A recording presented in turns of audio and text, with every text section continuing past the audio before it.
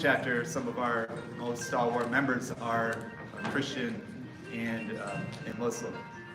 I guess now is probably a good time to say, if you have your cell phones on, please silence them. Jewish Voice of Peace worked closely for this particular event with Huwaida Arraf, who will be speaking later today.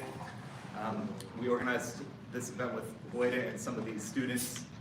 We meet, Jewish Voice of Peace, we meet every month, and we encourage anybody who's interested in working with us to get involved. We have sign up over there, and we would love to work with anybody who's interested in working with us.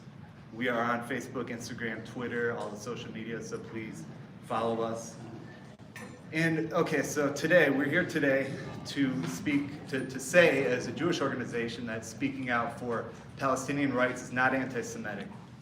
We're here to counter the school district's reaction to Ms. Arraf speaking today, or speaking last month at a diversity assembly in support of the Palestinian cause.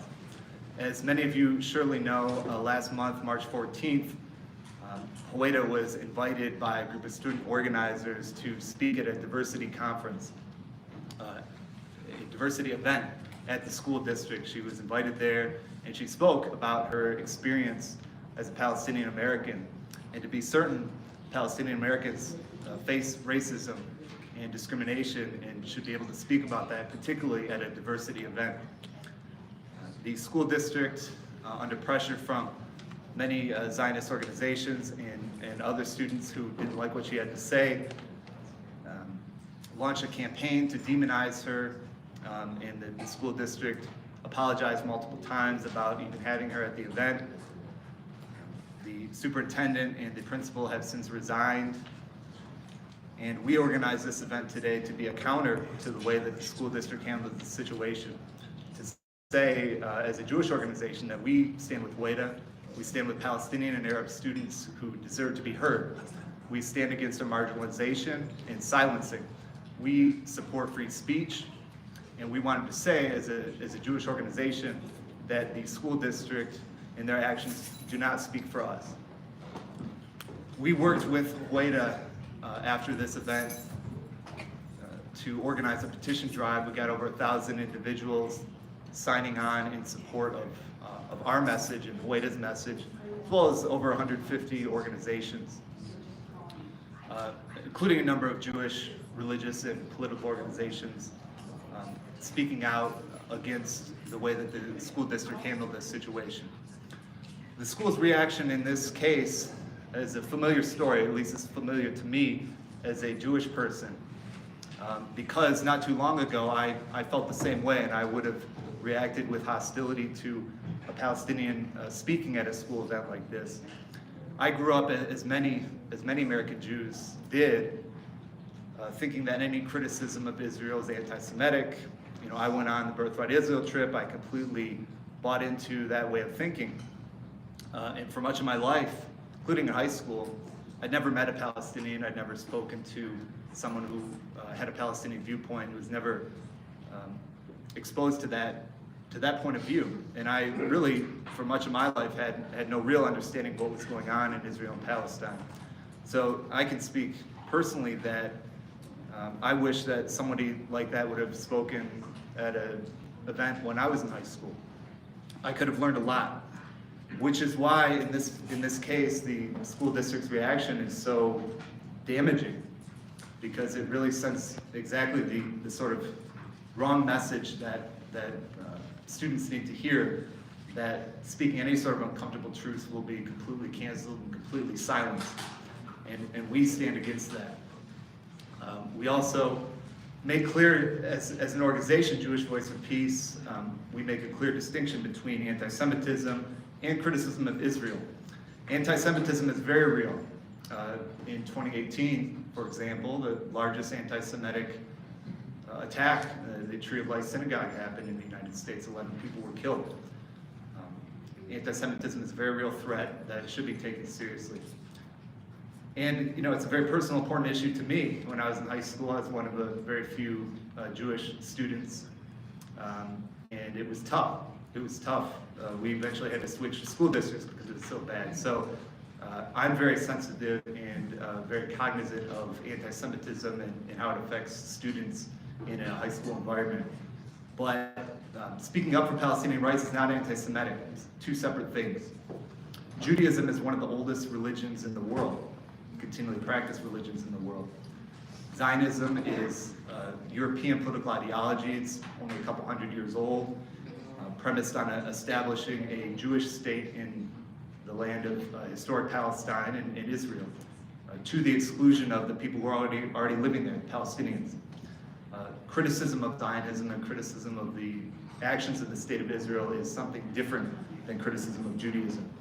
So we hope today that you're here to listen with an open mind. We're glad to see a full room today. And I also want to say organizing this event took a lot of work behind the scenes, and there's a couple of people we want to thank. Lori, who's over there, is going to be speaking today. You'll be hearing from her. She spent a lot of time behind the scenes making this happen. And Barbara Bearfield, who's not going to be speaking today, but she really made this thing happen. This sort of thing takes many hours, thankless hours behind the scenes, and Barbara in particular really cranked it out for this one, so we appreciate that. I'm going to be introducing my colleague Joshua Feinstein, who's going to be introducing our speakers today. But in terms of the format of this event, we will have a Q&A after our after our 5 panelists speak today. We have index cards over there, and we invite you to submit written questions, which we'll be reading to our panelists over there, and then you can turn them in over there. So we'll have a Q&A to start with. If there is time for verbal questions after that, we will get to that portion of the event, but we do have to be out at 4 o'clock. So thank you very much for being here, and my colleague Joshua will be.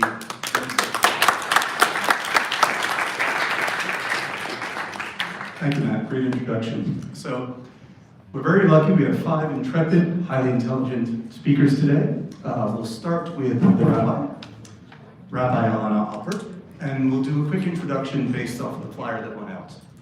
So, since 2015, Rabbi Alana Alpert has led our community in prayer and protest as Rabbi of Congregation Tehiyah. Thank you. Tehiyah. Very good. A California native, which is where my parents call home right now, with her roots in Detroit. Her work includes the intersection of spirituality and faith, community, and social change with a focus on feminism, Israel-Palestine, GLBTIQ rights, prison reform, and more. She has lived in Israel, speaks Hebrew fluently, and co-founded and directed Project Haya Sarah, okay, thank you, a community of emerging Jewish leaders who are speaking out about human rights abuses in Hebron. So let's welcome the Rabbi to the podium. Thank you.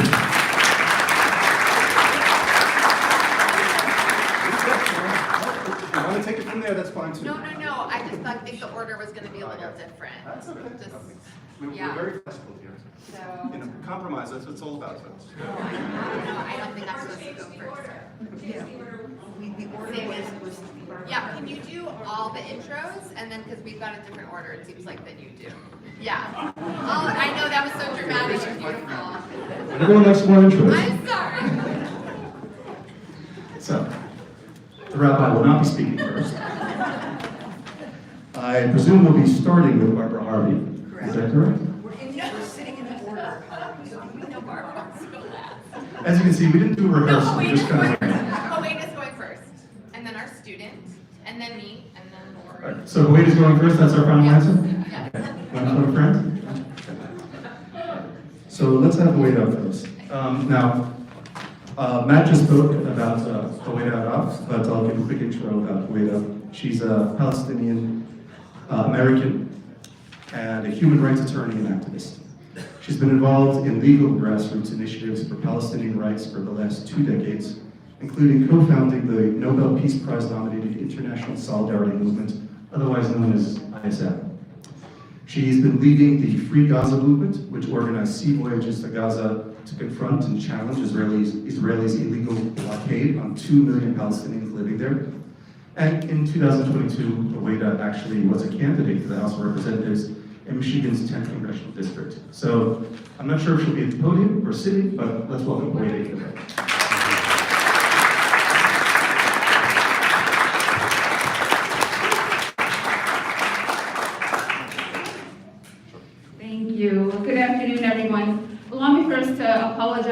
have to keep my mask on. I've had a series of surgeries, and so my face is very swollen. But I hope you can hear me clearly through the mask. Yes? Yes. All right, wonderful. Thank you so much for being here. I want to also thank Jewish Voice for Peace, not just for their solidarity and the work that they put in following this unfortunate incident, but for their principled solidarity through the years. I have worked with them in a variety of different contexts, as I have worked with many different Jews from around the world in campaigning for Palestinian rights. When I was thinking about how to use my 7 to 10 minutes, there was a lot to say. But what I've been seeing out there in comments that have been made is that very few people know what actually happened, what I said, and this just perpetuates the lies and the disinformation and the division. So I thought I'd use my time to explain exactly what happened. I was invited to speak at Bloomfield Hills High School Diversity Assembly. The Assembly, I think, is a wonderful initiative that is put on by students. It's organized and run by students. They're largely women of color, the organizers. And it was started in response to a string of racist incidents that happened at the school back in 2021. So I was asked to speak about my experiences with racism and discrimination. And the organizers asked if I could tell maybe stories of what I went through in high school, and I said, honestly, I don't remember, I don't have any stories from high school, but I could talk about my fight against racism and discrimination in my work campaigning for Palestinian human rights, and they said, yes, that would be great. And that is exactly what I did, but I didn't go to the school to talk to them about what's happening in Israel-Palestine. I used my 7 minutes on the stage to tell my story. That my parents came to this country when my mom was almost 9 months pregnant with me because they wanted their kids to be raised in a country where they have freedom and rights and opportunity, which is not available to Palestinians in Palestine. And I believe I had that. I had a privileged upbringing, and I told a couple of stories about my name and other things that put me on edge when I was younger. But the truth is, when I was younger, I did not take pride in my Palestinian heritage and culture. I just wanted to fit in with everyone else. And it wasn't until I went to college that I began to explore that a little bit more and realize that the fact that I didn't share my background with the people that I grew up with was a great disadvantage when we're talking about what a diverse, multicultural world this is and how we can learn from each other. And knowing the sacrifices that my parents made to leave everything they know to come to this country, I wanted to learn more. And so I decided to move to Jerusalem after college. This is what I said to the students. I initially went to work for a conflict resolution program that brought together kids, Palestinians and Israelis, usually between the ages of 13 and 16, to get to know each other, to break down stereotypes, to break down barriers and walls of hatred in the hopes of building a better future where we have leaders that know and understand and that could lead the region into a better future. That was the program that I went to work for. But what I discovered, and I also shared this with the students, is that these kinds of programs aren't enough. It's not enough to have a friend from the other side, because there are systems in place that discriminate against people, systemically and systematically. And if you're just talking to someone and making yourself feel good because you have a friend from the other side, that's not enough and actually can do a great disservice. And so I ended up leaving this program and co-founding what's called the International Solidarity Movement. The International Solidarity Movement calls on people from all over the world. Whatever country you come from, whatever socioeconomic, religious, anything background, political background you come from, if you stand for freedom versus occupation and oppression, then you can come stand with Palestinians in their struggle to be free.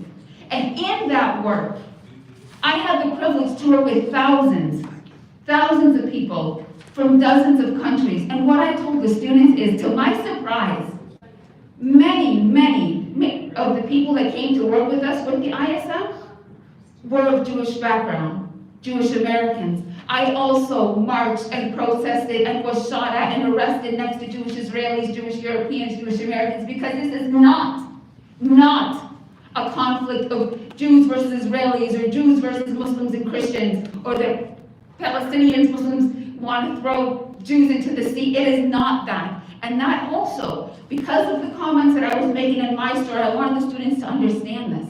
It is not Jews versus Palestinians. It is freedom versus occupation. And that's why we have groups like Palestinians.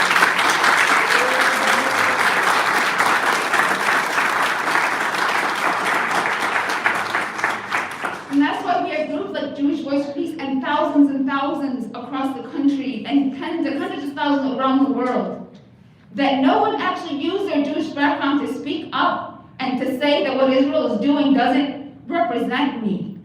And the message that I left them with,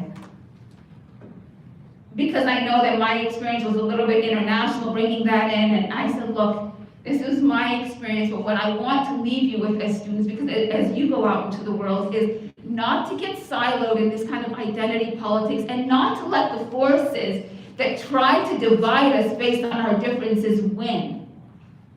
Understand, please understand that every single person, no matter what their background is, deserves the same kind of rights that you want for yourself and that you deserve. And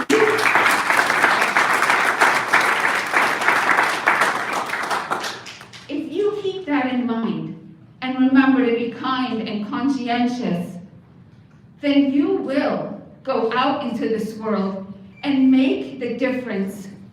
Make this world the kind of world that I want to raise my 2 young kids in, and that you'll want to raise your children and your children's children in. That's the message I left them with, and that's why I am doubly horrified at what happened after that talk. What happened is that people were uncomfortable that someone should suggest, a Palestinian from our own experience, should suggest that Palestinians aren't free, that Israel is committing human rights abuses, even though these are documented, even though I did not go into detail with the students about them. Did I talk about Palestinian homes being demolished? Yes. In one of the 4 talks, because there were 4 assemblies, 1 for each grade, in the first one, I talked about one of my colleagues who came to work with the International Solidarity Movement and who was working in Gaza. So I briefly mentioned the situation in Gaza, and I read one of her emails home, because our volunteers tend to write about their experiences, and this volunteer wrote very poignant emails to her mother about what she was seeing in Gaza. And why I raised this issue is because 2 weeks after one of her last emails, this volunteer, Rachel Corey, was run over and killed by an Israeli military bulldozer while she was trying to prevent the demolition of a Palestinian home. And I spoke at the school on March 14th, and March 16th, 2023 marked the 20th anniversary of her death. So I read some of her words, and I mentioned that she volunteered in Gaza and what the situation was in Gaza. After that first assembly, the principal pulled me aside and said that, we have a lot of families in the school that have very close ties to Israel. And I said, yeah, but this is what's happening, and this is my experience in my organization. And he said, yes, but, I want the students. Another thing that's happening is the murder of Jewish kids. Don't touch me. Don't touch me. 8-year-olds, 2-year-old brothers, Jewish, because they're Jewish, they were murdered. You support them. Last week, 2 sisters and their mother were murdered by Palestinian terrorists that you support. And you let me just say that it's completely... family, 4 daughters and her mother were brutally murdered by Palestinians. Brutally targeted. You guys talk about human rights? Shame on you. Shame on you. Don't touch me. Don't touch me. Don't touch me. These Jews are murdered by Palestinians. Shame on you. Shame on you.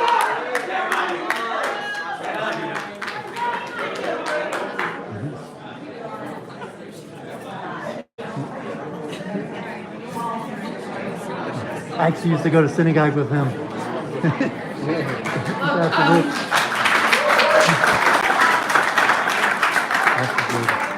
Everybody needs to pray with that guy in synagogue. You know what, we are gonna have question and answer period, and we do welcome people to engage and ask questions. And he has, I don't know this gentleman, but I'm sure he has every right to be upset at the murder, at the killing of anybody, and yes, there is a lot of killing going on there. But what the problem is, what we don't understand, that the system, that the structure of oppression there is causing the violence, then we just continue to point fingers and say this person's, yes, these people were killed. Yes, they were killed by Palestinians, but were they killed by Palestinians because Palestinians are hateful people that just want to kill Jews? Is that what you think? If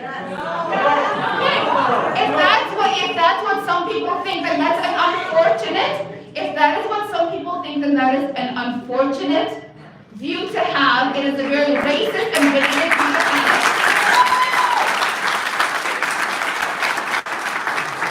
It is not the kind of view that is going to get us to any kind of understanding. It is not the kind of view that will acknowledge what I told these students, that everybody deserves the same freedom, dignity, and human rights.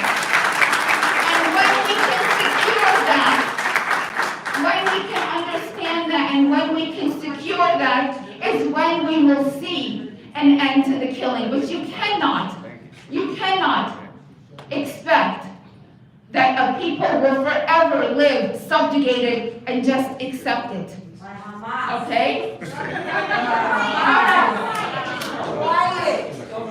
I'm Palestinian, and no, I don't feel like I'm subjugated by Hamas.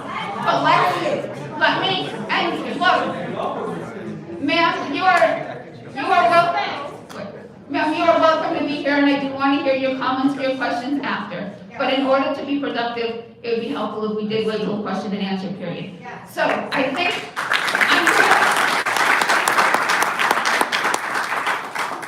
I'm going to end here, but I also want to acknowledge that, yes, unfortunately, I think some students, well, not I think, I know, and it's been said that some students in the auditorium listening to me were made uncomfortable, probably some of them just by the fact that I was Palestinian, that I was wearing a keffiyeh, that I said the word Palestine. But that some people would be uncomfortable, and it's not just these students, we see it all over the place, that some people are made uncomfortable by the thought that other people want the same rights and dignities that they have. And that is not a mindset that we want to lead. It's not the kind of mindset that will lead us to the kind of world we say that we want. It's not enough to talk about peace. We have to actually work to make it happen.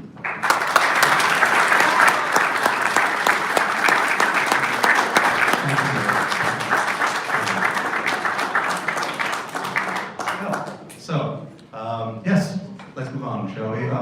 Thank you, Huwaida. That was a very wonderful and passionate speech. And again, we all have differences of opinions, and the whole thing about what makes this country great is we can actually voice those opinions together and have a dialogue. So with that, we're going to shift gears a little bit to Maria Aladlouni, who actually is a high school sophomore. She was born in Marrakesh, Morocco, and she has a passion for politics, the arts, and ethics. She dreams of having a positive impact on the African youth and helping them shaping them to be change agents. So, welcome, Maria.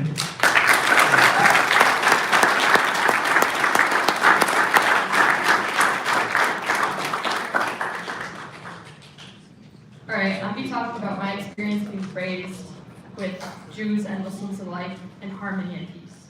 So, Yehudi is the first word I learned in reference to the Jewish people. It's the Moroccan word for Jew, a word I heard often in my Moroccan household in the old Medina and Souk, not in political conversations, but in conversations about childhood memories and neighbors. As many know, Morocco is a North African country made up of Amazigh people, Arab people, Muslims, West Africans, Jews, and now Europeans. This wasn't always the case.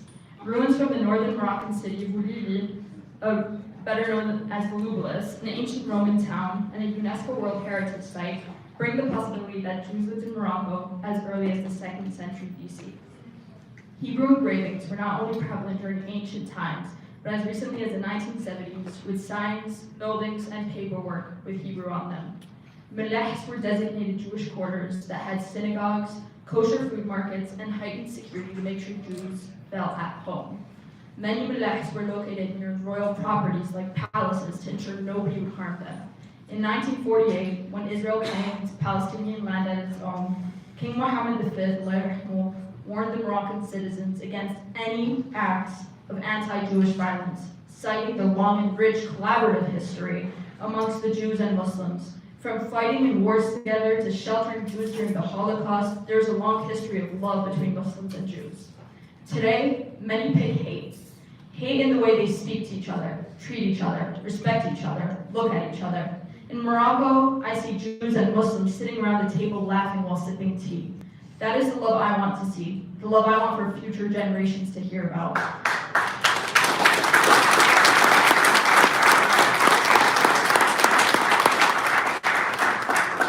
Many people say that it is hard to get over conflict, right? When all it takes is respect. Respect for thy neighbor, as many say. I want to play back one of the purest moments I have had in my life, and it was a simple car ride. Many Jews are going on heritage trips to Morocco, with direct flights from Jerusalem to Casablanca, rebuilding the bridge that we broke. Now Saturday is Shabbat, where many Jews relax, pray, and practice religious beliefs such as preventing the spark of electricity. In a result, many Jews partake in outdoor activities. Now, back to the car ride. I was on my way to celebrate the birth of a new baby in the family. As my aunt, father, sister, and I were driving, my aunt's eyes opened wide with excitement. She watched a group of 25 or so Orthodox Jews taking a tour around Marrakesh. Their kippahs glistening in the sun, with women with perfectly clothed wigs. She quickly told my father to roll down the window so she could wave at them. She screamed, "Shalom!" and they replied back with salam, an exchange of peace, literally. In my belief system, if we can have fusion food, we can have peace in the Middle East. I would like to leave you with a quote from the Prophet Muhammad, peace be upon him, not as a sign of religion, but as a sign of humanity. There is no superiority for an Arab over a non-Arab, nor for a non-Arab over an Arab. Neither is the white superior over the black, nor the black superior over the white, except by piety. Thank you.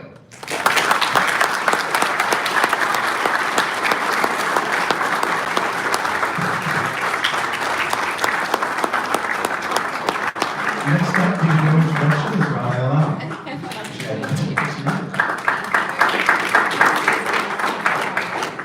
This one on? Yes. Oh, great. Can I use that one instead? Sure. Can y'all hear me with this one? No? You can't? You can? Great. I need to use my hands. I can't hold the microphone. That's anti-Semitic. To make me not use my hands while talking. Sorry. Woo! Okay. Shavua Tov. Thank you. Thank you so much, everyone, for being here, especially to my fellow Jews for coming out today. It means a lot.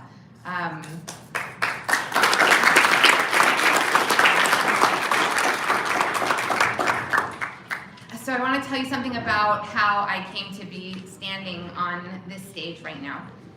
I grew up in a very loving and sheltered environment in Los Angeles.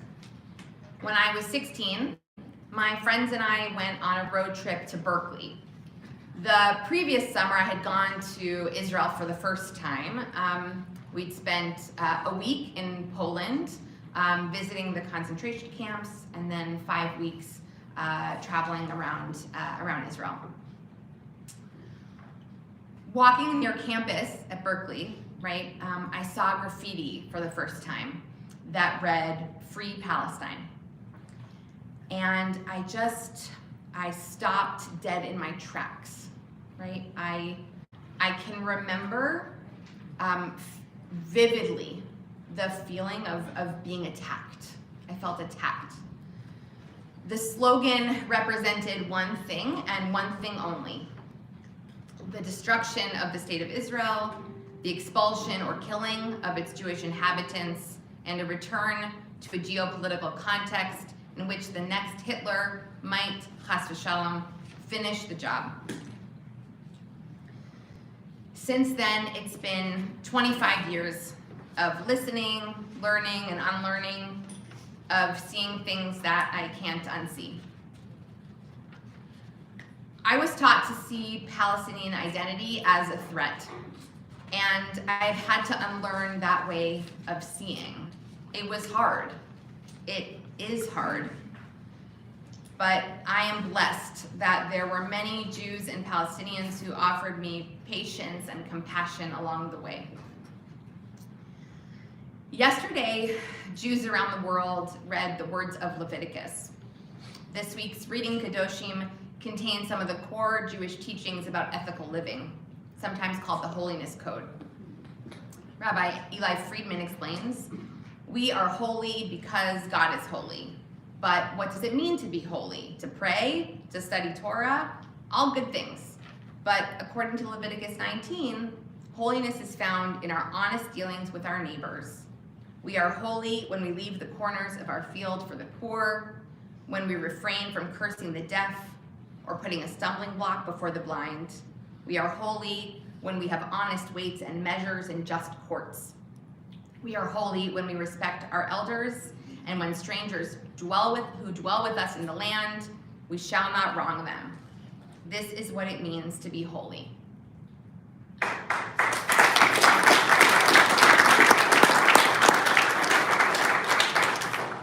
Among the many moral commands in the Holiness Code is the imperative to, as we say now, call people in, right? Hocheach tochiach et amitecha.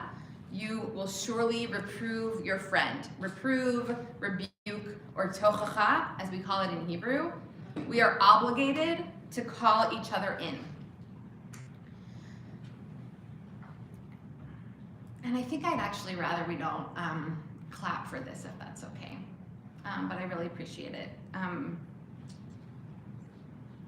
The intention behind it. So I say to my beloved Jewish family, it is not anti-Semitic to be Palestinian and to express your identity, to speak your history, to name your experiences, and to tell other people what it means for you to walk through this world. We Jews have been taught to see Palestinianness as a direct threat to us, as anti-Semitic. The experience of becoming refugees and longing for homeland is a central piece of Palestinian identity. But if you support the right of return, if you're Palestinian and you want to go home, you are immediately accused of being anti-Semitic. You are against Jewish self-determination and safety. If you tell your family's story of displacement, if you believe that your family should be allowed to go home, then you're anti-Semitic. We make it impossible for Palestinians to talk about their lives without being accused of anti-Semitism. We don't have any practice listening. We only have practice policing. You didn't tell that story right. You didn't say it in a way that we could hear it. When we police and censor their most basic relationship to history and family, we tell Palestinians that they cannot exist in the world except according to our very strict parameters. Not only is it anti-intellectual, not only is it cruel to Palestinians, it's actually self-defeating in so many ways. Our children will find out what's going on over there, and they will be furious. It's hard enough to maintain our Jewishness in America in 2023. But by shielding our children, lying to them, and enlisting them in this battle against a dispossessed people, the liberal Jewish community risks our very future. We cannot survive if we as a community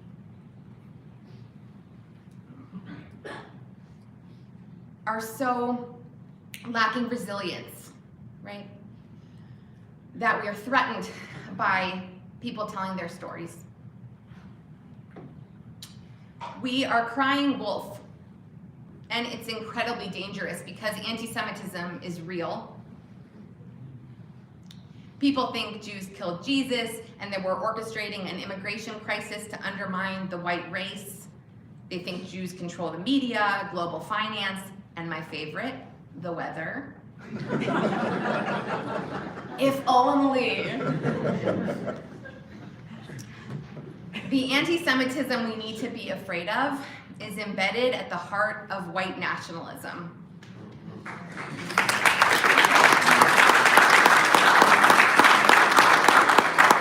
If you have your pens or your phones, here's some homework, okay? If you haven't read Eric Ward's Skin in the Game or Jews for Racial and Economic Justice's Understanding Anti-Semitism, those are both incredibly important resources for this moment we find ourselves in. Did I say that again? Eric Ward's Skin in the Game and J. Fredge, Jews for Racial and Economic Justice. They have a piece called Understanding Anti-Semitism. So that's a required reading. That's not to say that there isn't anti-Semitism on the left. There is. We are not perfect, and we have a lot of work to do. But anti-Semitism on the right makes anti-Semitism on the left look like child's play.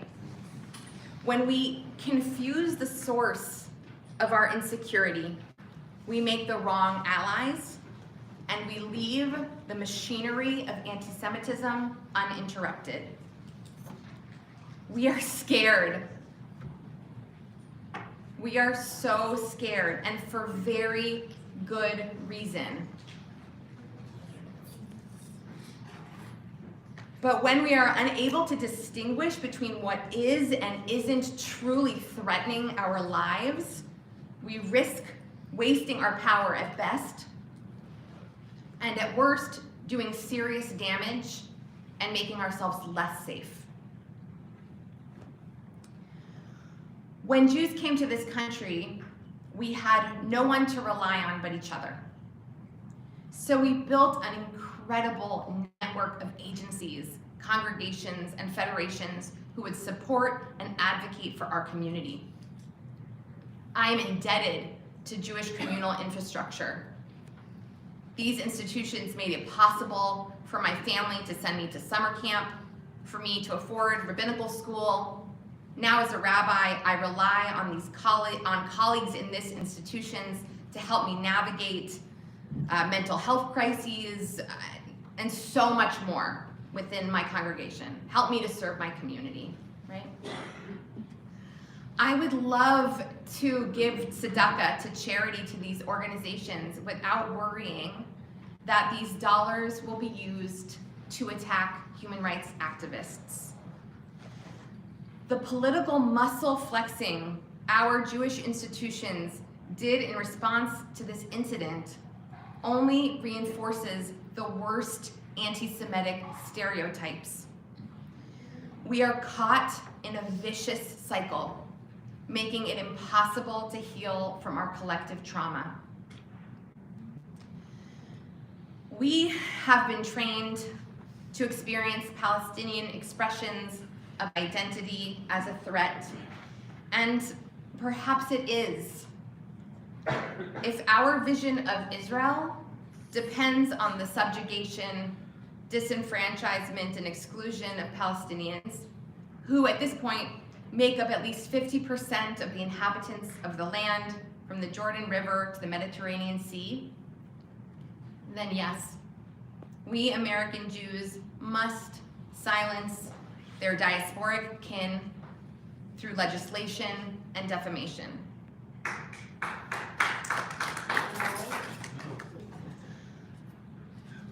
My beloved Jews, the safety of our people is directly bound up with the safety of the Palestinian people. And the only path to true safety is through solidarity with other oppressed peoples in a project of collective liberation.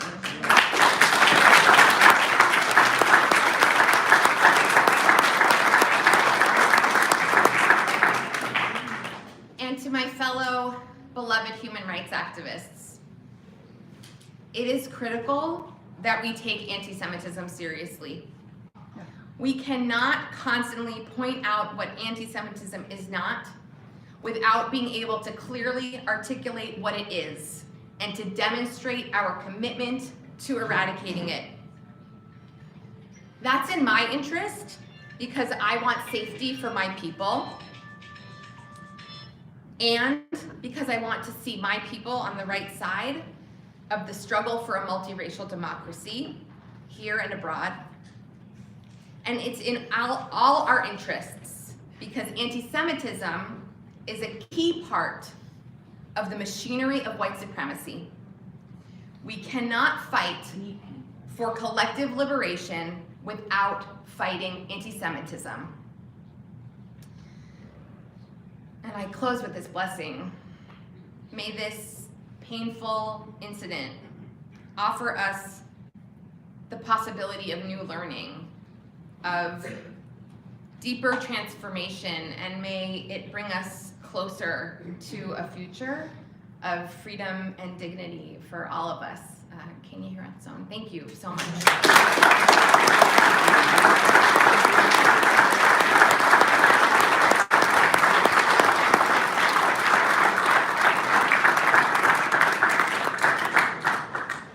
Thank you, Rabbi. Our next speaker is Barbara Harvey. Barbara has practiced as a civil rights and union reform side labor lawyer for 48 years.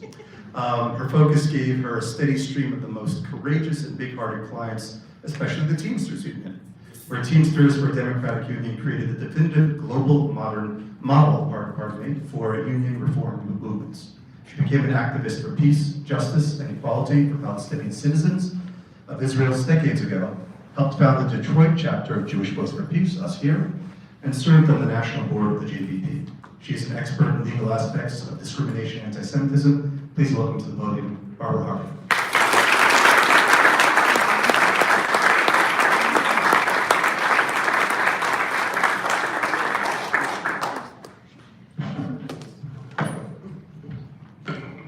Watch me mess it up. Try this one. This one tricky. Solar person. Hi, everybody. I knew that if I brought my laptop up here, I would not see you and you would not see me. So I'm going to try to not look at it. I will use this one.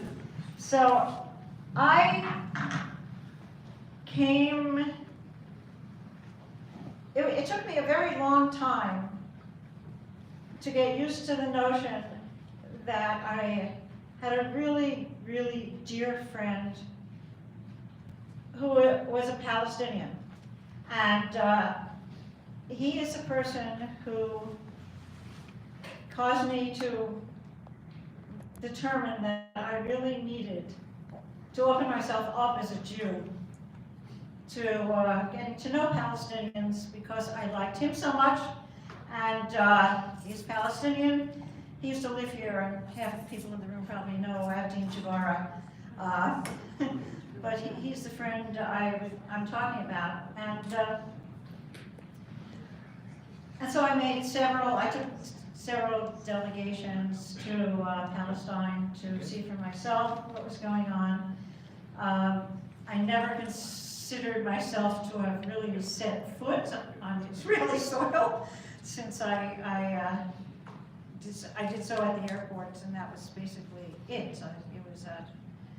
It was part of the transit to the Palestinian territories, and I didn't really see Israel or spend time in Israel. But when I set foot off the bus across the desert to the the Palestinian territories, I was hooked by the generosity, kindness, and just spirit of the Palestinian people. And here are people who had almost no income, who insisted that we come into their homes and eat dinner with them, and they would serve us huge feasts. It was embarrassing. And I felt so badly that they're putting everything they had into feeding us. I became hooked on the culture of Palestine and on the Palestinian soul that I discovered in Palestine.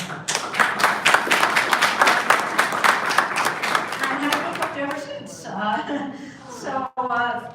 I have done a lot of activism. I was one of the co-founders of the JVP Detroit chapter, and before that, one of the founding members of a legally separate national JVP. So JVP is a combination of a national or single national entity and chapters across the country. There are probably at this point more than 70 of them across the country. Detroit was like the 7th or 8th of the chapters. Most of the rest of them were in the Bay Area.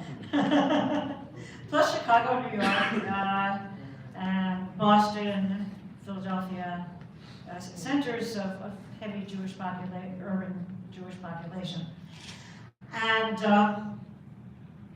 we set out in Detroit in 2006 with our own new little chapter, really little chapter, to see what we could do in an environment that was extraordinarily hostile to the project, because generally speaking, the suburban Jewish population of Detroit didn't want to know about Palestinians, didn't want to meet Palestinians, didn't want anything to do with them, and thought they were animals or something close enough. So we instead focused on campuses, college campuses, and boy, was that ever worth it. We opened eyes that wanted to see, and it was very moving. And much of our local work led to the founding of a number of JVP chapters at several campuses around the metro area. And I think that's where change is really going to come from, ultimately, is from the generation that recently graduated and is currently working toward graduation in college. The attitude is deeply different now than it was in 2006 when we founded our chapter, when Jews, middle-class Jews who I knew couldn't believe I was socializing with Palestinians and having a great time. And it has been getting slowly better over time. And I really actually am fairly optimistic that simply meeting one another and being with one another is going to make a big difference. And continuing such events as this one, in which we talk about all of this, is going to really change things. I think they've changed a lot already. When I first started in 2006, I had never actually uttered the word Palestine or Palestinian. And I used to practice saying it in the shower so that I wouldn't stutter when I said it in a serious context. And I did eventually learn how to do that, but it also helped that I went again and again to the Palestinian territories and really each time just confirmed more powerfully that this was the right thing to do. And I really recommend doing that, joining a JVP chapter. You don't have to do that, but there are many groups now in this country that organize delegations, to the Palestinian territories, and the groups that go are generally a mixture of ages and occupations, and tend to be Jewish, which is a wholesome thing.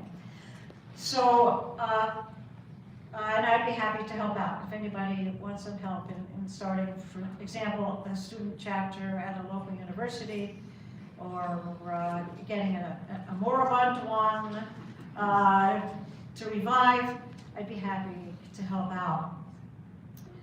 But in my case, I had been very deeply self-identified as Jewish, you know, and that was that. Because I had grown up reading Anne Frank's diary, which I read when I was 13, and she wrote when she was about, I think, 15 or 16, which made an enormous impact on my self-image.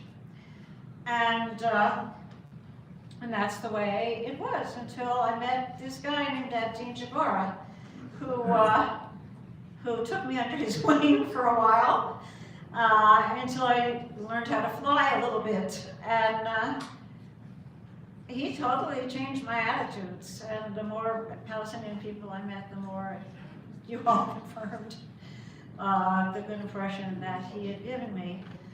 And so I really encourage everybody to do something similar, and that will really profoundly change the dynamics, has already changed them a lot.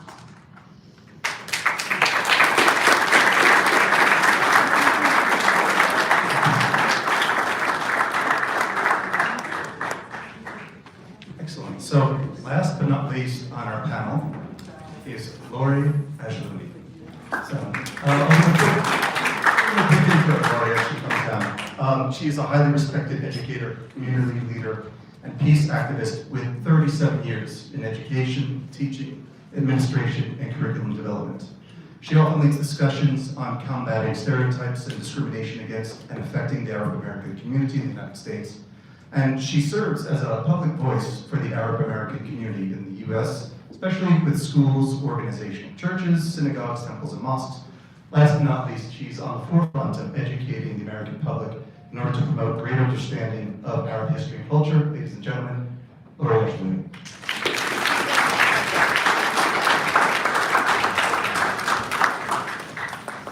Thank you so much for that introduction. So, we're all here because we acknowledge what happened at the Bloomfield Hills High School.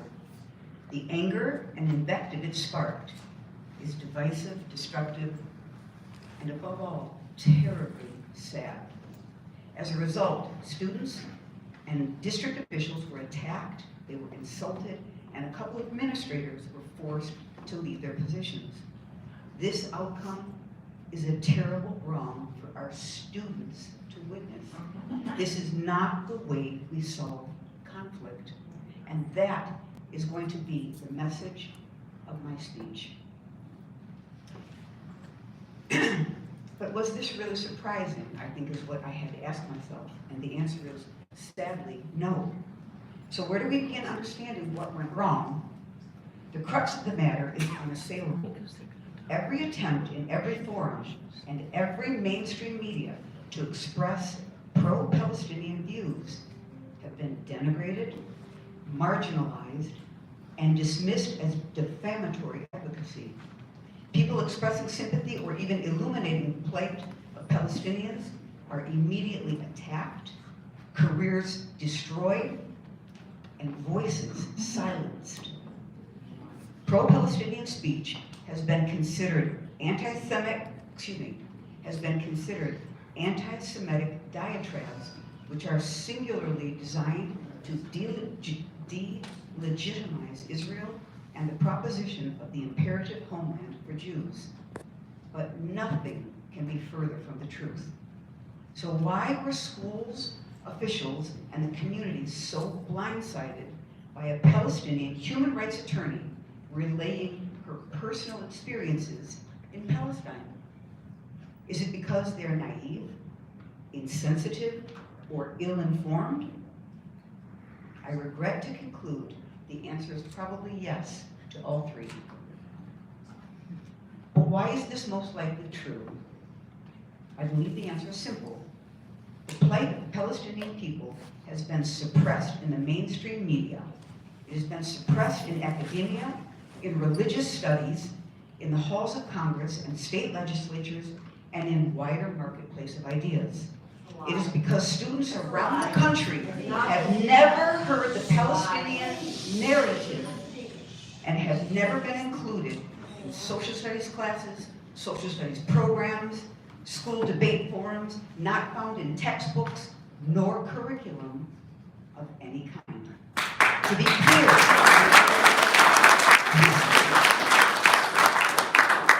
To be clear, history has been rewritten, omitting Palestine and omitting Palestinians. Every map of Palestine prior to 1948 has all been disappeared. It is no wonder that our youth were so poorly informed to the extent that some Jewish students at the assembly were horribly caught off guard, having never heard the Palestinian side of the conflict. And that is the painful truth. To illuminate what has and continues to happen to Palestinians tends to reduce the victimhood narrative of the Jewish people who so passionately advocate for the interests of Israel. It is a concerted and deliberate effort to equate pro-Palestinian voices as anti-Israel and therefore automatically anti-Semitic. Again, let me be clear. Criticizing Israeli policies that violate Palestinian human rights does not make one anti-Israeli nor anti-Semitic.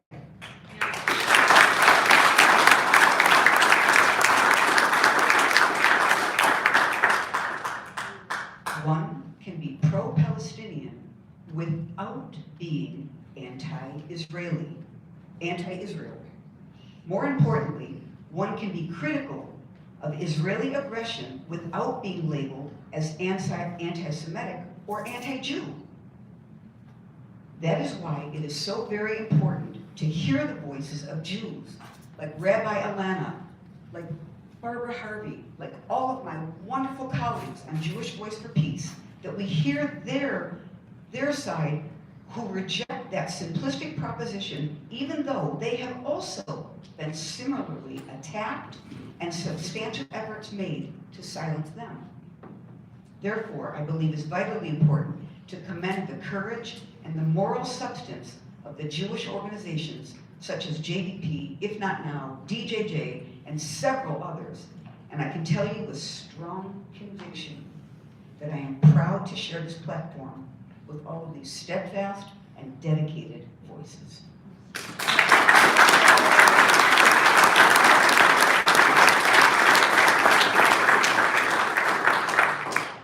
I appear before you as a proud Palestinian, as a proud education professional. I am not afraid to be critical on either front because I care about the objective truth and I care about professional integrity. And more importantly, I care and value human rights.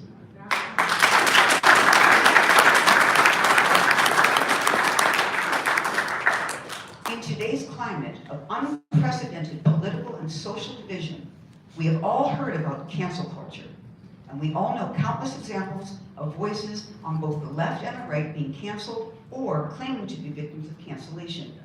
But we cannot fully comprehend this vituperation that we've experienced in this community, but most recently by this fallout from Bloomfield Hills High School, that forum, unless we can freely conclude that the airing of pro-Palestinian voices is a long-standing attempt by pro-Zionist advocates to silence and thus cancel open and objective debate on the grounds that it is in reality a disguised attempt to air anti-Semitic rhetoric or otherwise smear and honor the reputation of those who believe Jews deserve their own homeland.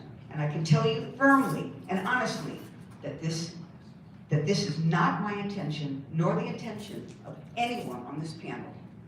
I am certain that every one of us would refuse to participate if it was. So I'm going to conclude by saying this.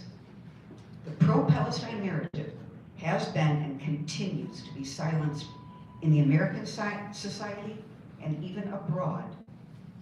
It has been erased from our textbooks and our maps. It has been omitted in our classrooms and public debates. It has been falsely conflated with terrorism and anti-Semitism. And it has been altered and denied, all for the purpose of promoting a political agenda that dresses itself up in never-ending passion play about the horrors of the Holocaust, and most importantly, about the dangers of Holocaust denial. And for what purpose? For what purpose? To shield Israel from its obligations under international law and as a member of the United Nations? That is a political agenda and has its central purpose to cancel voices with documented truth, moderation, and reason. This phenomenon can best be illustrated in the proposed working definition of the anti-Semitism proposed back in 2013 by the International Holocaust Remembrance Alliance.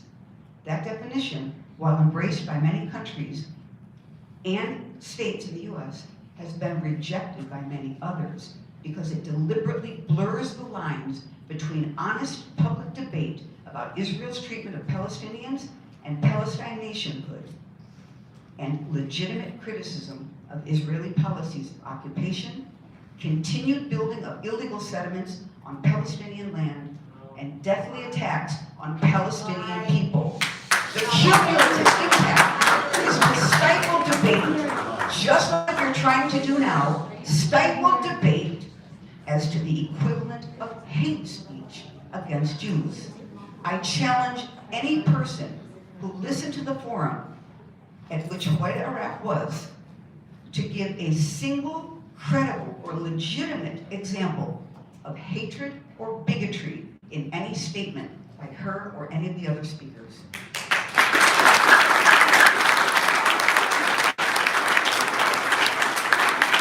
It is clear that this is what students interpreted, and that is why we went on the offensive. That is why they attacked the speakers, they attacked the organizers, school officials, and board officials. They felt attacked themselves because they are Jews and because they are pro-Israel. They equate any discussion of the plight of Palestine at the hands of the Israeli government as attacks on their own identity and legitimacy, and that is a purely emotional response, making it difficult to seek truth when emotions run so high.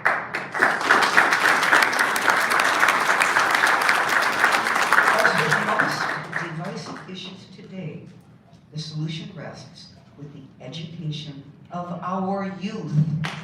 Look around you at the kids here today. Look around you. They are the ones that are going to inherit this conflict and many others. If we do not teach them how to investigate, how to listen, how to talk, these conflicts will go unchecked and continue for many years to come.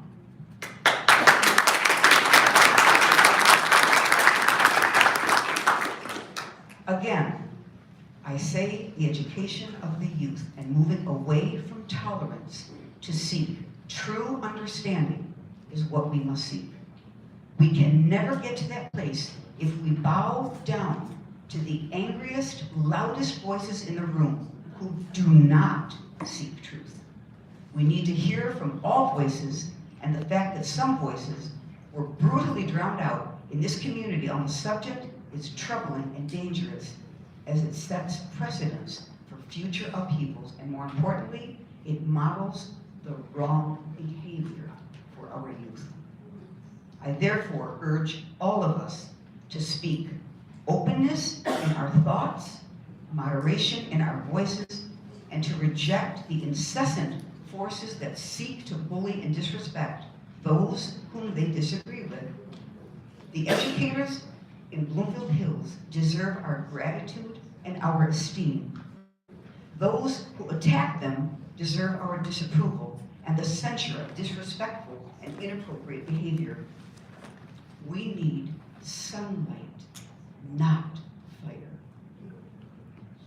The solution to the anger stirred up by the recent Bloomfield Hills High School Forum is not to drown out the debate. It is to hear from all sides, to be open-minded, to be honest, respectful, compassionate, and mature in our thinking and our actions. Only then can we make progress in building the bridges we all acknowledge that are so vital on the important issues we seek to discuss with each other, with our friends and our neighbors. Thank you all for coming.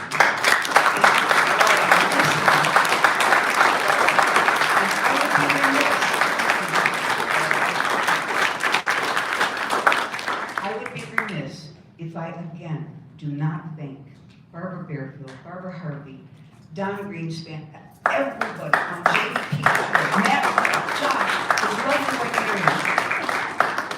Again, I have never worked with more dedicated, steadfast people in my life.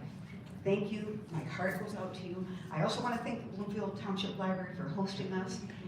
And everyone, please, let's learn to be those listeners that we aim to be.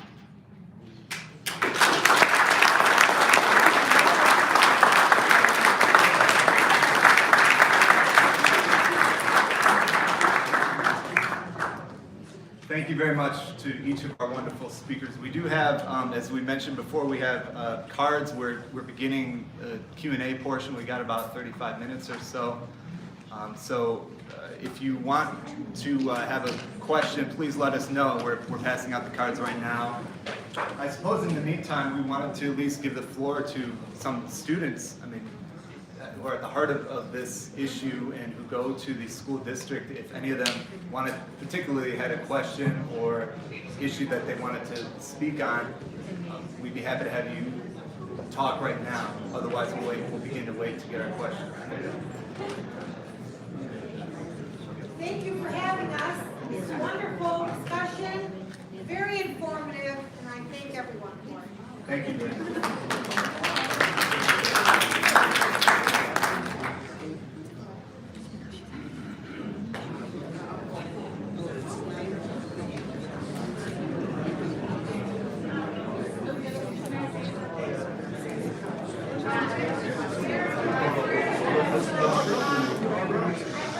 So we did have one, so we had a first, Section, and keep some things out. so we had a first question come in for the panel, which is basically with everything that's gone on in the past, knowing where we're at right now, as people, as different societies, what is the panel's vision or a suggestion about the way forward in terms of, people working together? So very interested, the person that wrote it was interested in that. Anyone want to take that on the panel? No.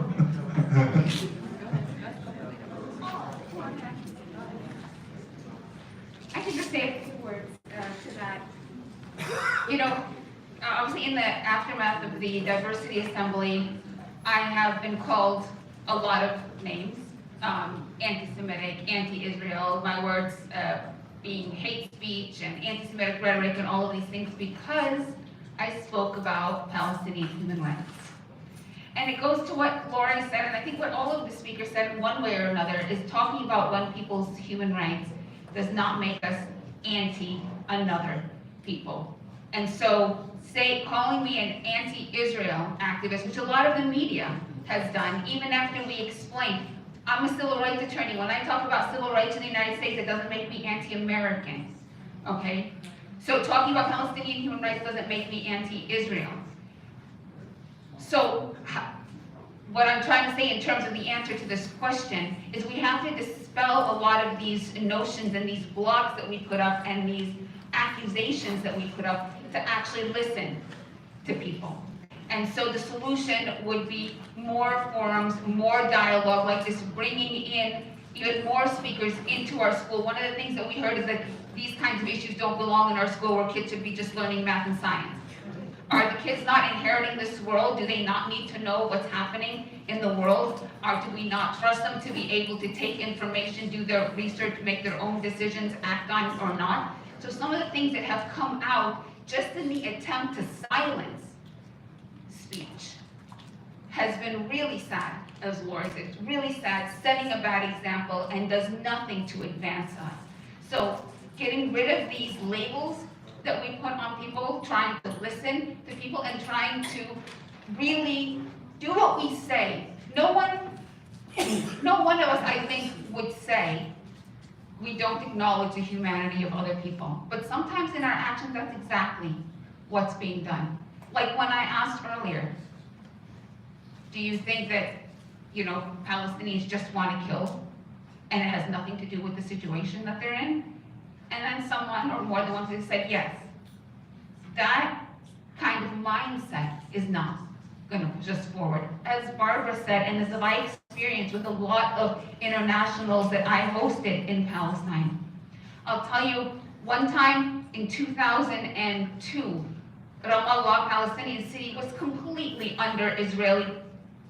Basically, the Israeli military was all over, and it was all what they call a curfew, so no Palestinians were allowed to be in the streets, or would get shot.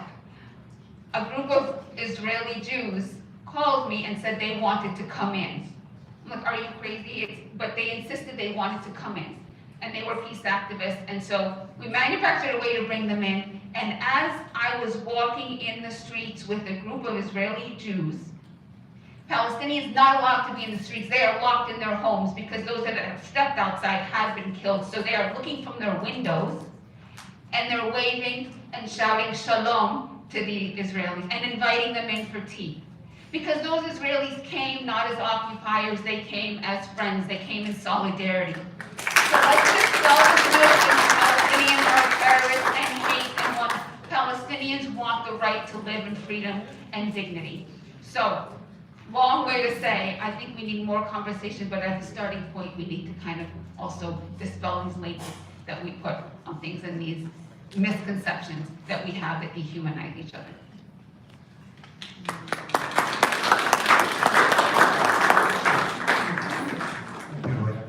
So we have a couple more questions coming in. Matt, you had another one. We had a question about whether, I guess this is to the whole panel, can people overcome their religious differences, essentially? It frames this as a sort of religious conflict between religious groups, and wonders if we can get beyond religious issues to talk about this. So does anybody have a response to that sort of question? Whether framing this as a religious conflict? We lost our mic. We don't have a mic. Good point. Thank you. When it comes to religion, you're alone at this table. We have a Muslim, Jews, Christians. We have, three main religions in the world. And we all are sitting here in agreement and willing to converse with each other, which is already a big step. I come from a household that is both Muslim and Christian. So, I got a bit of both growing up. I had to hear this side and that side and this side and that side. But at the end of the day, we were a happy family. We went to bed at peace. And that's how it should be for everyone. If you're gonna sit in a religious class at school and learn about one side of the story and not the other side, put a religion aside. Don't bring religion into everything, because this is not a religious war. This is a humanitarian war.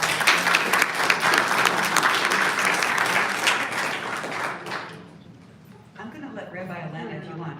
Well, the one very important thing that I want to mention is that you have to understand, Islam, Judaism, and Christianity believe in the same God of Abraham, the same God. The principle, the guiding principles are the same. The stories of the flood, stories of light, they are the same. This is not a religious war. This is a political war. And when we look at it that way and separate our religions, because we see so many more similarities in our religions, then we can tackle the political side.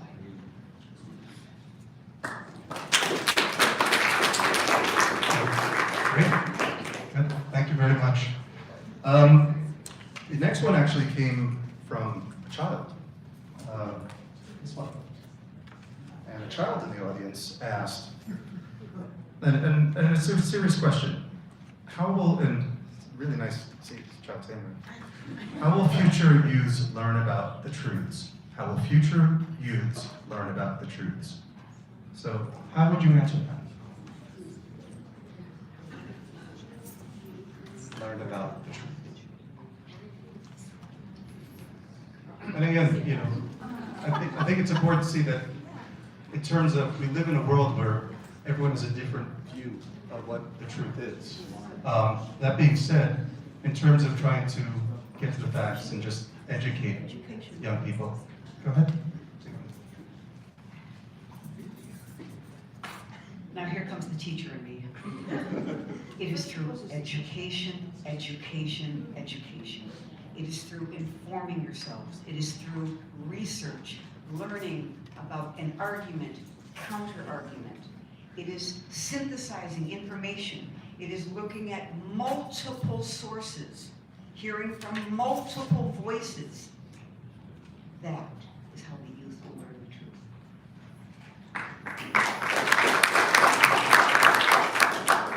And I don't know, I'll just speak maybe not just to Jewish youth, but to the Jewish community in general. Like, I wish that, you know, reading books and would have been enough for me. I personally had to spend time in the West Bank and build those personal relationships, I think, like Barbara spoke about. So I think there is so much more information that's available now than there was when I was, you know, growing up. But that's for the good and the bad, right? Lots of good information and lots of bad information. But I know that it really took me going there to see firsthand, and I have some suggestions if folks want to know about Israeli and Palestinian human rights organizations that can help to facilitate some of that learning. Thank you. In terms of youth, I think we're all kind of, it's mandatory to go to school. I would say unfortunately, but whatever. I'm not the best student, and I can say that honestly, and honestly kind of proud of myself.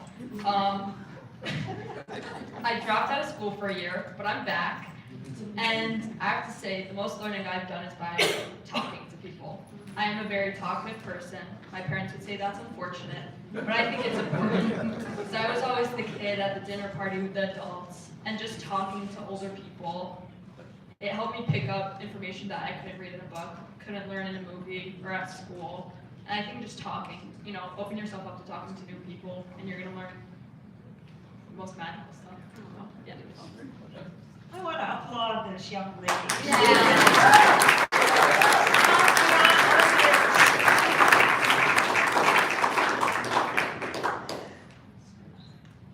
I think that that is the way to go. That interaction with the other, the unknown, the feared other, is so powerful. As I discovered, these people I kept meeting were really great. They were generous. They were giving me their food when they had, you know, pantries that were almost bare. And they would do anything to be as hospitable as was humanly possible, because it was so important to them to behave that way. And when I saw this over and over again, and so many different people of different ages, different backgrounds, it's very powerful.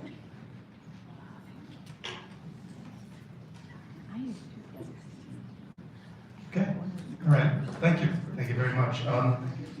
One thing we do want to point out is, you know, in the room this afternoon, there have been a lot of people with different views, and also want to say thank you to people who have come here who don't necessarily see eye to eye on this very important issue. And with that, one of those people brought in a question about, and asked the panel, you know, in terms of open dialogue, which is something that's been brought up as one of the solutions. One of the questions is are members of the panel open to meeting with others from a pro-Israel perspective to come to an understanding as a community? And, you know, what are your thoughts on that? How would you want to engage in that manner? So. Let me try to answer that. I am open to talking to anybody. I did say in my comments, and I don't want it to be confused, that I was working for a conflict resolution program that brought youth of, Israeli and Palestinians together, and I ended up resigning because I didn't think that was enough. That's not to say that dialogue is bad, but it is to say that when structured, when organizations or initiatives like this try to take the place of work being done to dismantle oppressive systems, then it ends up being harmful to the community that's being oppressed. And we see around the world, and specifically when you look at the US budgeting, for example, when they talk about Israel-Palestine, millions and millions of dollars given to, let's say, people-to-people programs. So let's promote normalization. But if you look at when Palestinians are protesting or Palestinians are calling for a boycott, then that's negative and delegitimized because Palestinians aren't allowed to engage in anything that is, campaigning for their human rights. For certain, we don't want to see Palestinians using violence. Okay, so Palestinians use non-violence, they protest. Why are Palestinians protesting? So Palestinians call for boycott, divestment, and sanctions, which is, tactics that used during the civil rights movement or to help end apartheid in South Africa. But when Palestinians call for it, it's anti-Semitic and it's counterproductive and it does nothing to help peace. So Palestinians can't do anything except talk. Talk is not bad and I'm willing to do it. But when it is part of a program that is used to kind of usurp and be the only thing that Palestinians are allowed to do, then it becomes counterproductive to the Palestinian liberation initiative and struggle. So I will continue advocating in the way that I do. But if you want to call me or anyone here or have some kind of attempt to come to an understanding in any kind you want, invite me to your synagogue or something else or Shabbat dinner, I'm certainly willing to do that.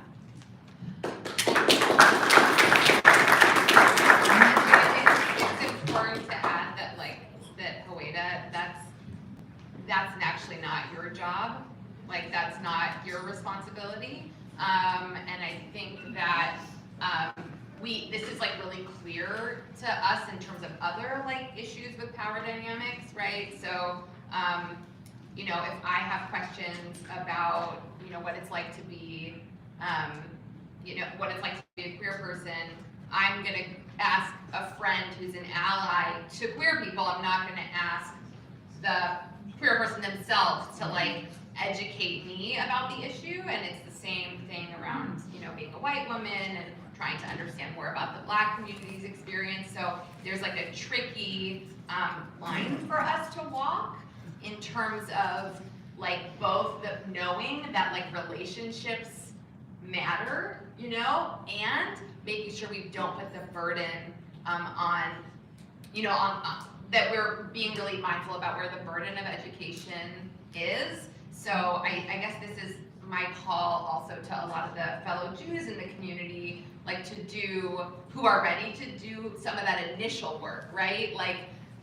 We shouldn't ask Huwaida to meet with somebody who hasn't, done some of their work first, that they're gonna need our help to do with them. Does that make sense?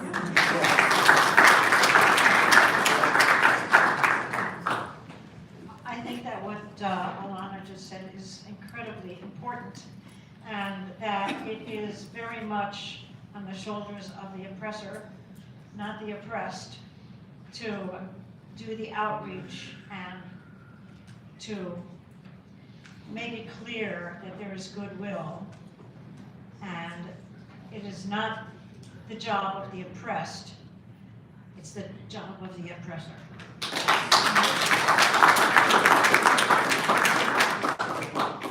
Okay. Anyone else have any comments on that from the panel? I just wanted to say that I would love to be invited to some of these events, because I never am.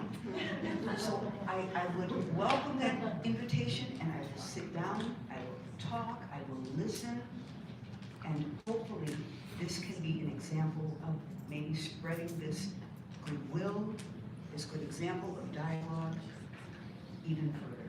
So please do invite me. Thank you. So with that, I'm going to dovetail onto a follow-up question with that, which is, there's a question about, we all come from backgrounds where in our families and our community, people are very entrenched on one side or the other. And I think the question is asking for some advice about how do you talk to a person who isn't really interested or has made clear that they are completely, and the question says against Palestinian rights. I guess the idea is that they don't see the idea of Palestinian rights, and they're not really, it seems like they're entrenched and not listening. They don't want to see the Palestinian side. They're just constantly contradicting and entrenching their position. Do you have any advice about how to break through that or to coax people into a listening mode on the issue?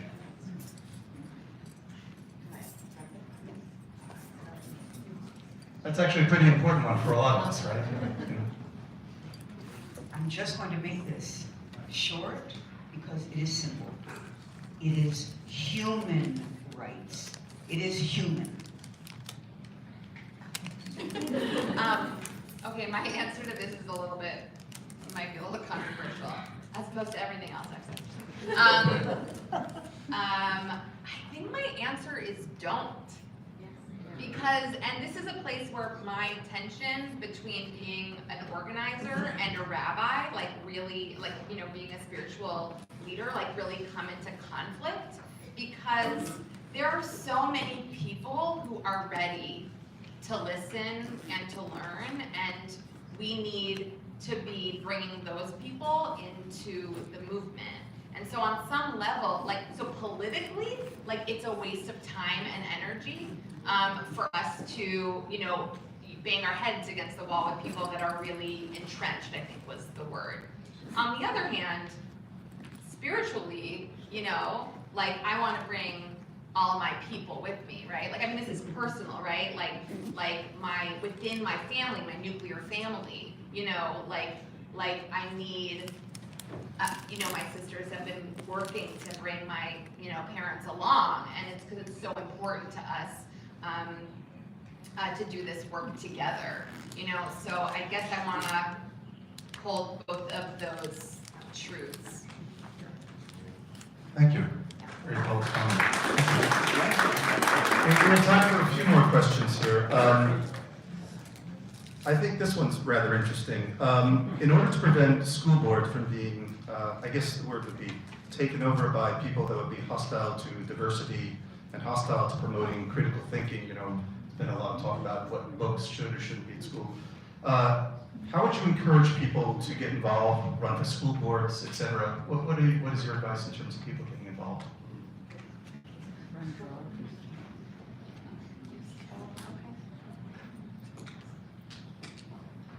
I would say this this is applicable to kind of all levels of, if you want to see change, you have to not wait for somebody else to do the work, right? So if you think that something's not right in your school board, or you'd like to see something different in your city council, or you'd like to, hey, I ran for Congress, so it's not waiting for somebody else to do the work. And if you're passionate enough, there's no reason really why you can't do it. Really, our political representatives from the school board up to the president, they represent us, you and me. There's no reason why we can't. And I tell my kids, you could be the next president. So it's all about, what are you passionate about and where do you want to put your energy? And if you don't see yourself, being a representative in that way, then you can take up advocacy, and which is just as important, making sure that your representatives know your views on certain things, whether it's writing letters or meetings or office hours or whatnot. So we are the ones that make, this society what it is by our actions, whether we choose to engage and not to engage. So from advocacy to putting yourself out there and running yourself, that's how we get the results. So I would say do it. Do it. Excellent, thank you.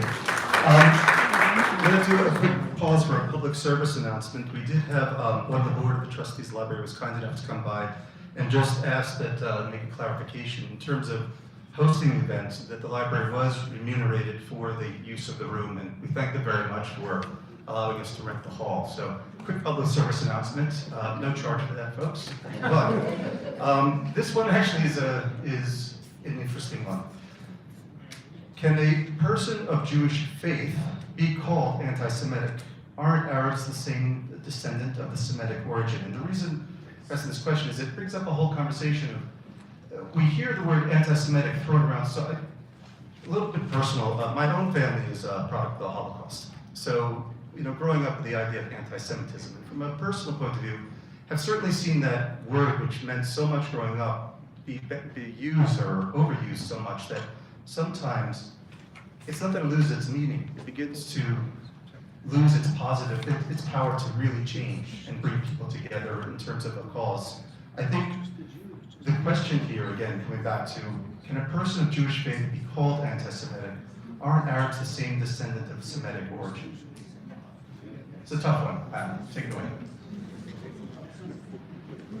Yes, definitely, Arabs are also Semites, but the term, and we have an expert on the term in the room, or was in the room, Dave Finkel somewhere, if you guys want, but in terms of the term anti-Semitism was coined specifically to refer to racism against Jews or hatred of Jews or all of these other kinds of theories that people have about Jews. So while Arabs are Semites, the term anti-Semitic was coined specifically to refer to that discrimination, hatred, etc. of Jews, and so that's how it's used these days. In terms of can Jews be anti-Semites, I don't know if I can answer that one, but I can tell you, like, my husband is from a Jewish family. He used to speak a lot about Palestinian rights. A lot of the Jews in this room or if you are or know of Jews that speak about Palestinian rights are often called self-hating Jews. So there's another term for those people. And again, these are the labels that are so unfortunate because what we are talking about comes back to human rights, the right of all people to have the same level of freedom, dignity, and equality.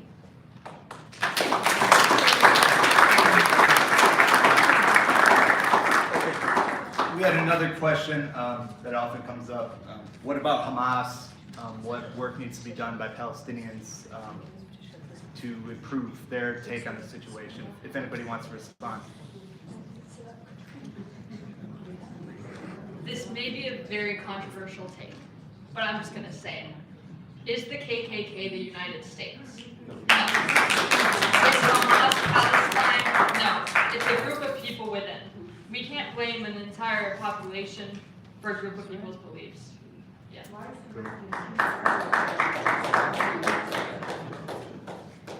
Look, Hamas, whether you like it or not, is it's a political party.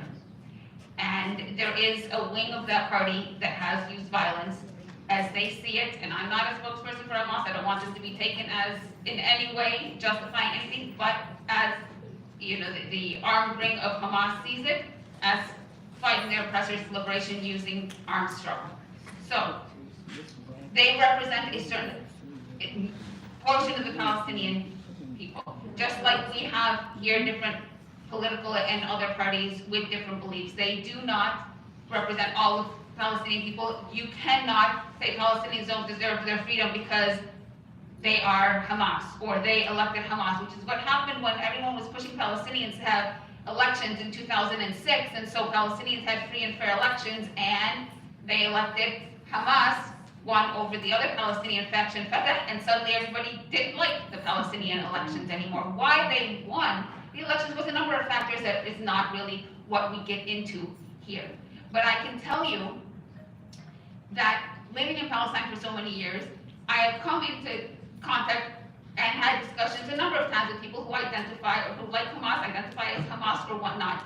And again, there is a vilification. Yes, you might not like the fact that they use armed struggle, and I will say also that there is armed struggle that is legitimate. There is armed struggle that is, to me, unacceptable. As a human rights lawyer, when I say legitimate armed struggle, I do not mean the targeting of civilians, because that is never okay being done by anybody.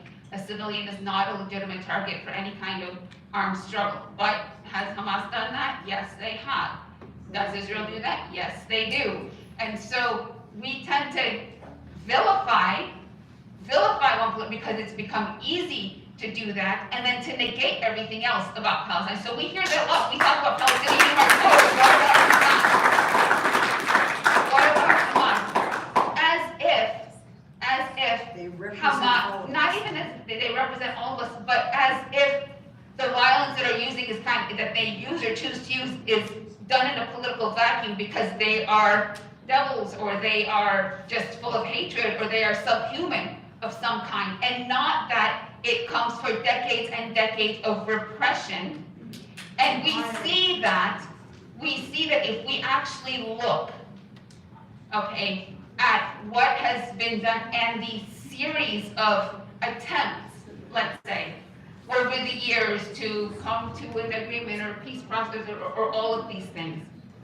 You don't see this here, but repeatedly, Hamas has agreed, okay? I was in 2009, took a delegation of American lawyers to Gaza, shortly after Operation Cast Lead, where thousands of Palestinians were killed and tens of thousands of buildings destroyed, businesses, homes, mosques, schools, churches destroyed.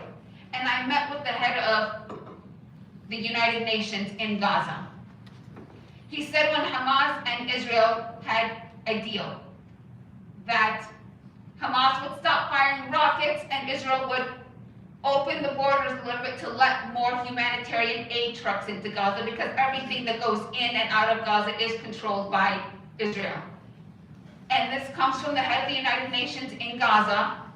Hamas stuck to their part of the deal, and yet less trucks of humanitarian aid were coming into Gaza. But we didn't hear that. When did we hear about a problem? When then Hamas gave up and then fired another rocket, and it's as if they fired a rocket in a vacuum and not because there is extreme suffering. What people would you live in that kind of situation where 70 to 80% of the people in Gaza are food aid dependent? Nothing they eat, nothing they do is not controlled by Israel. There's rising rates of malnutrition. There's warnings of an outbreak of waterborne diseases. You need medical care. You need Israel's permission to get that, to leave. You want to go to school. And Gaza is as big as, it's smaller than the area of Metro Detroit. You have 2 million people there that just can't go anywhere. When we were taking boats into Gaza, we also took people out of Gaza. And one of the first people we took out of Gaza was a 16-year-old boy who had lost his leg in an Israeli airstrike, and Israel would not let him leave to go seek the medical care that he needed to get a prosthetic leg. He couldn't leave to go into Egypt, and he couldn't leave to go into Israel to seek the medical care that wasn't available in Gaza, because Israel does not let Gaza import the medicines and the supplies and the machinery that it needs to have a fully functioning medical system. That is the oppression that people are living under. Would you deal with that generation after generation and do nothing? This is not to justify violence, but this is to have people understand that it does not happen in a vacuum. It does not.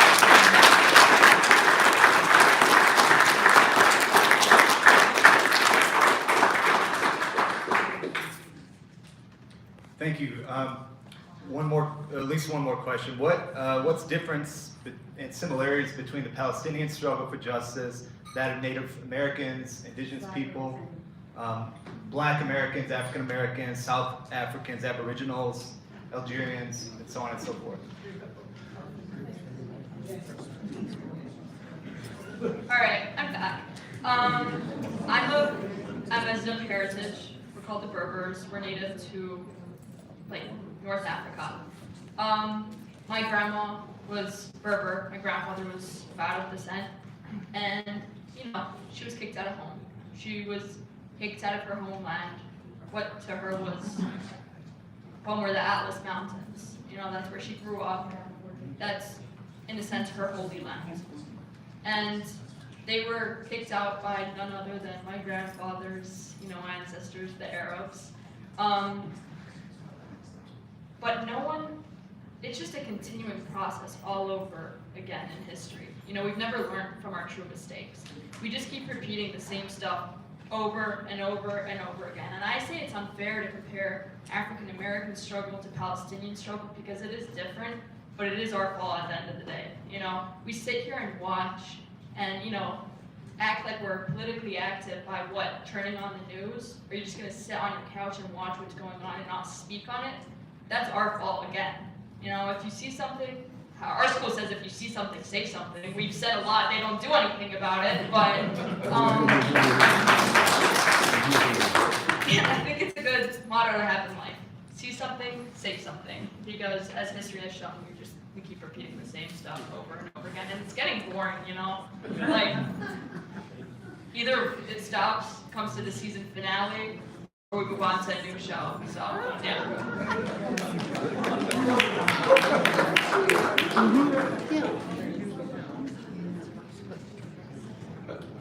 Okay, are we good? Let's try to squeeze in one more question and a petition. Okay. Here you go, sir. All right.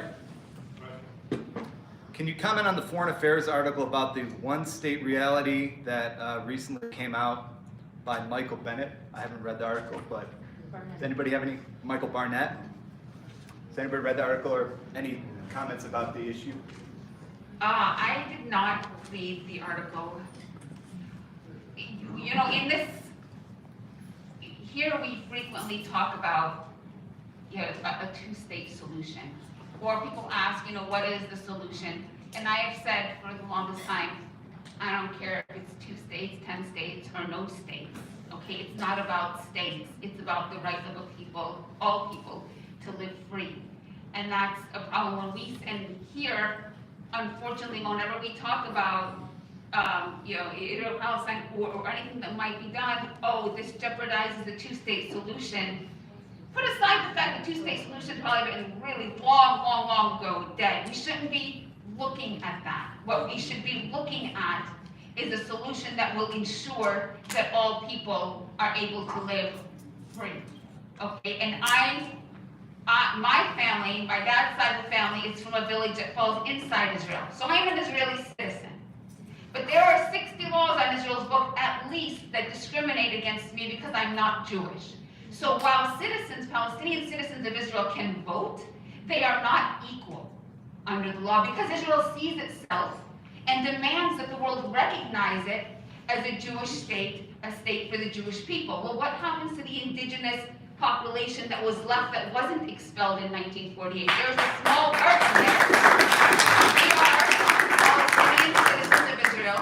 We are Palestinian citizens of Israel, and we are not equal. We're not seen as equal by the state. And so, if there was a Palestinian state tomorrow in the West Bank and Gaza, but Israel is still a state that defines itself as a Jewish state for the Jewish people, where I'm still disenfranchised in my family, and these laws still exist and are justified that discriminate against me and my family because we are not Jewish, then the struggle is not over.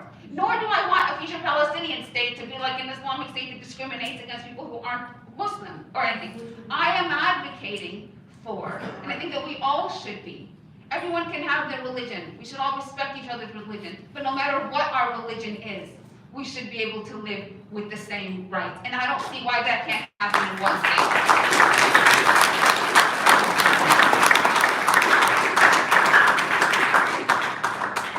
Okay, thank you everyone. We're at 4 o'clock, so thanks so much for being here. We kept it for a couple hours. We do have one more thing. We have the petition we've been talking about.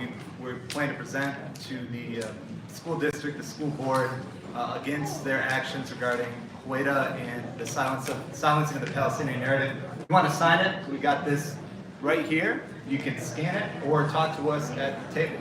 Thank you so much. Thank you to our speakers for doing an excellent job. Thanks everyone for tuning in. We can review at 7 o'clock tomorrow. I wasn't sure if I was going to record this, but I figured no one else would. You know, important stuff, big issues going on, tough conversations. So, God bless everyone. Have a great night.